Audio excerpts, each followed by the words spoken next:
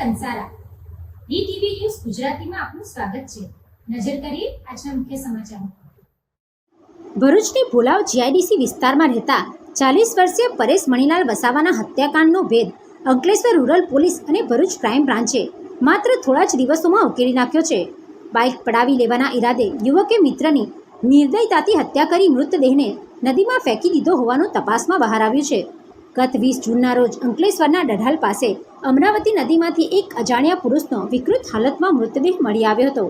મૃતદેહની હાલત એટલી ખરાબ હતી કે તેની ઓળખ કરવી પોલીસ માટે મોટો પડકાર બની હતી। જોકે મૃતકના હાથ પરના ટેટૂના આધારે પોલીસે તપાસ આગળ વધારી હતી।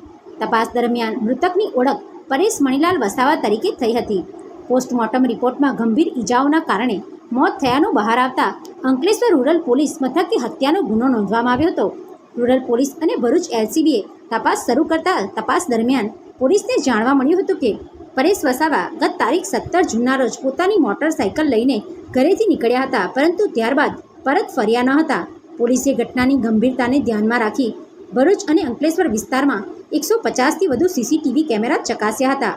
ફૂટેજમાં ચોંકાવનારી હકીકત સામે આવી હતી। પરેશ વસાવાની મોટરસાઇકલ કોઈ અજાણ્યો વ્યક્તિ ચલાવી રહ્યો હતો, જ્યારે પરેશ વસાવા પાછળ બેઠેલા જોવા મળ્યા હતા। ત્યારબાદ પોલીસની અલગ અલગ ટીમોએ ટેકનિકલ સર્વેલન્સ, હ્યુમન ઇન્ટેલિજન્સ અને ગ્રાઉન્ડ લેવલની તપાસનો સહારો લીધો હતો। સતત વોચ અને મળેલી માહિતીના આધારે પોલીસે આખરે મૂળ યુપી અને હાલ ભરૂચના ભોલાવ જીઆઈડીસીમાં રહેતા 20 વર્ષીય નિર્મલ રાજુ નિષાદને ઝડપી પાડ્યો હતો। પૂછપરછ દરમિયાન નિર્મલ રાજુ નિષાદે મોટરસાઇકલ પડાવી લેવા માટે પરેશ વસાવાની હત્યા કરી હોવાનું કબૂલ્યું હતું। હત્યા બાદ તેણે મૃતદેહને નદીમાં ફેંકી પુરાવા નષ્ટ કરવાનો પ્રયાસ કર્યો હતો। ઉલ્લેખનીય છે કે આરોપી નિર્મલ નિષાદ સામે અગાઉ પણ અંકલેશ્વરમાં ચેઇન સ્નેચિંગ સહિતના ગુના નોંધાઈ ચૂક્યા છે। તારીખ 20/6/2026ના રોજ અંકલેશ્વર રૂરલ પોલીસ સ્ટેશન ખાતે અમરાવતી ખાડીમાં સાગબારા બ્રિજની નીચે એક ડીકમ્પોઝ હાલતમાં એક ડેડ બોડી મળી આવે છે કે જેને જોતા તેની કોઈ જાતની ઓળખ શક્ય હતી નહીં, કારણ કે ચહેરા ઉપર ઘણો તો વિકૃત થઈ ગયો હતો।